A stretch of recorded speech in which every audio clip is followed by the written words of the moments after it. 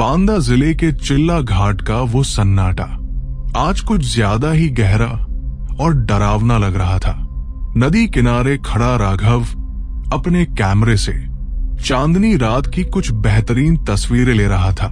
राघव एक पेशेवर फोटोग्राफर था और उसे कुदरत के अनछुए नजारों का बहुत ज्यादा शौक था। केन नदी का पानी एकदम शांत था, पर हवा में एक अजीब सी सड़न और नमी साफ महसूस हो रही थी। राघव को शहर के पुराने लोगों ने इस शापित घाट पर अकेले जाने से कई बार मना किया था। लोग कहते थे कि चिल्ला घाट का पानी रात के समय अपनों की आवाज में इंसानों को बुलाता है। उसे छलावा कहा जाता था, जो शिकार को हमेशा अपनी बातों के लालच में फंसा लिया करता था। राघव इन सब बातों को अंधविश्वास मानता था, पर आज उसे कुछ गलत होने का एहसास हुआ था। तभी अचानक उसे अपने ठीक पीछे किसी के बहुत तेजी से साफ सांस लेने की आवाज सुनाई दी। उसने पलटकर देखा, पर वहां रेत और पत्थरों के सिवा और कोई भी जीवित इंसान नहीं खड़ा था। आसमान में चमकता हुआ सफेद चांद अब धीरे धीरे मटमैला और थोड़ा धुंधला होने लगा था। राघव ने अपनी घबराहट को छुपाने के लिए कैमरे की सेटिंग बदली और फिर से ध्यान लगाया। घाट की सीढ़ियों पर कुछ टूटी हुई लाल चूड़ियां और गीला सिंदूर जगह जगह पर बिखरा हुआ था।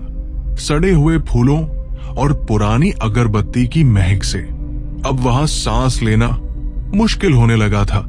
तभी नदी के बीचों बीच उसे एक साया दिखाई दिया, जो पानी की सतह पर ही खड़ा होकर नाचा। उसके मोबाइल की घंटी बजी और स्क्रीन पर उसकी छोटी बहन स्नेहा का नाम चमकने लगा था।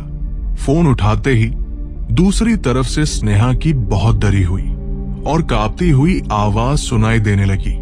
उसने कहा कि भैया, घर के बाहर कोई खड़ा है और मुझे बिल्कुल तुम्हारी आवाज में बुला रहा है।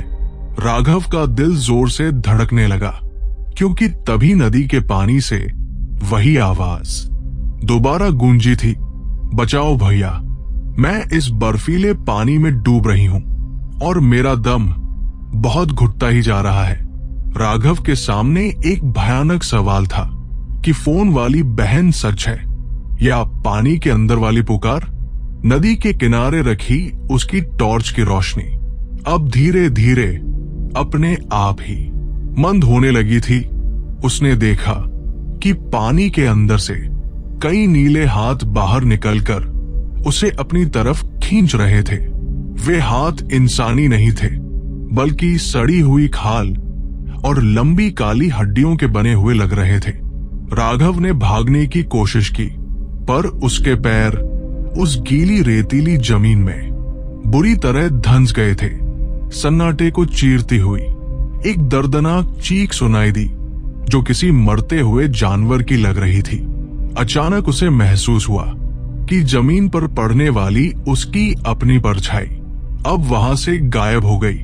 जब इंसान की परछाई उससे अलग हो जाए तो समझो कि उसकी मौत उसके बहुत करीब आ चुकी है। राघव ने आंखें मूंद ली और अपने मन में हनुमान चालीसा का पाठ बहुत तेजी से शुरू किया, पर उसे ऐसा लगा जैसे कोई अदृश्य हाथ उसके गले को बहुत ही जोर से दबाने की कोशिश किया। उसने अपना कैमरा उठाया और फ्लैशलाइट को उन सायों की तरफ पागलों की तरह चलाने लगा। तेज सफेद रोशनी पड़ते ही वो साए किसी धुएं की तरह पल भर में वहां से गायब होने लगे थे। राघव अपनी मोटरसाइकिल की तरफ भागा, लेकिन उसने देखा कि उसके दोनों टायर कटे हुए थे। सीट पर किसी जानवर के नाखून के निशान थे, जैसे किसी ने उसे बहुत बुरी तरह से नोचा हो। उसे समझ आ गया कि यहां से पैदल भागना ही अब उसकी जान बचाने का आखिरी रास्ता बचा था। भागते हुए उसे अपनी मां की पुकार सुनाई दी, जो कई साल पहले इस दुनिया को छोड़ चुकी थी। राघव, रुको बेटा, देखो मैं यहां झाड़ियों के पीछे तुम्हारे लिए गर्म खाना लेकर बैठी हूं। उसने मुड़कर नहीं देखा, क्योंकि वो जानता था कि ये उस छलावे का बिछाया हुआ एक जाल था। अचानक उसे सड़क पर एक तेज रोशनी दिखी, जो किसी बड़े ट्रक की हेडलाइट जैसी लग रही थी। उसने हाथ देकर उसे रोकना चाहा, पर ट्रक के अंदर ड्राइवर की सीट पूरी तरह से खाली पड़ी थी। ट्रक बिना किसी इंसान के ही राघव को कुचलने के लिए पूरी रफ्तार से उसकी तरफ बढ़ रहा था। उसने पास की गहरी झाड़ियों में छलांग लगा दी और वो ट्रक खाई में जाकर जोर से टकराया। धमाका इतना तेज था कि पूरे इलाके के पक्षी उड़ गए और आग की लपटें आसमान तक पहुंच गई। राघव पागलों की तरह शहर की तरफ भागता रहा, जब तक उसे बिजली के खंभे नहीं दिखने लगे। सुबह के 4 बज रहे थे जब वो हाफते हुए अपने घर की संकरी और पुरानी गली में पहुंचा। घर का मुख्य दरवाजा आधा खुला हुआ था और कमरे के अंदर की सारी लाइटें जल रही थी। स्नेहा फर्श पर बेसुध पड़ी थी और उसके हाथों में राघव का वही पुराना कैमरा बैग रखा था। होश में आते ही स्नेहा ने जो कहा, उसे सुनकर राघव के पैरों के नीचे से जमीन खिसक गई। उसने बताया कि भैया, तुम तो रात को ही घर आ गए थे और चुपचाप अपने कमरे में सो रहे थे।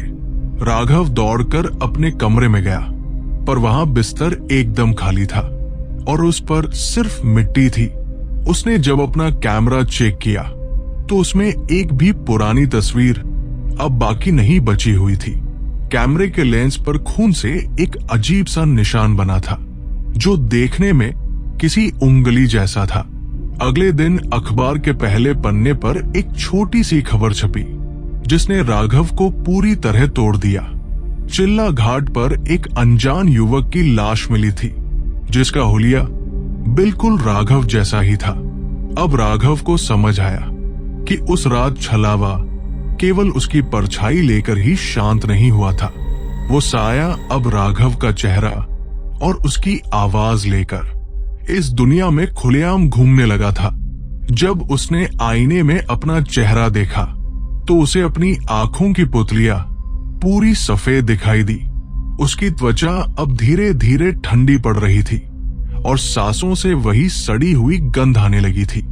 अचानक उसके मोबाइल पर एक अनजान नंबर से कॉल आया, जो घाट का रास्ता पूछ रहा था।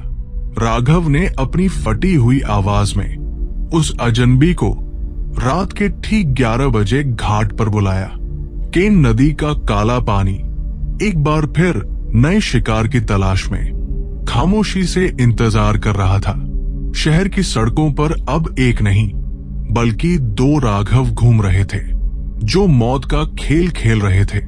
अगर आपको भी रात में कोई अपना बुलाए तो मुड़कर देखने की गलती कभी भूल कर मत करना, क्योंकि छलावा सिर्फ आवाज नहीं छीनता, बल्कि वो आपकी पूरी पहचान ही अपने नाम कर लेता है। सन्नाटा अब राघव के घर में भी बस गया था और स्नेहा अब डर के मारे बात नहीं करती थी। वो जानती थी कि उसके सामने बैठा इंसान उसका भाई नहीं, बल्कि घाट से आया कोई साया था। चिल्ला घाट का वो रहस्य आज भी अनसुलझा है और रात को वहां कोई कदम नहीं रखता है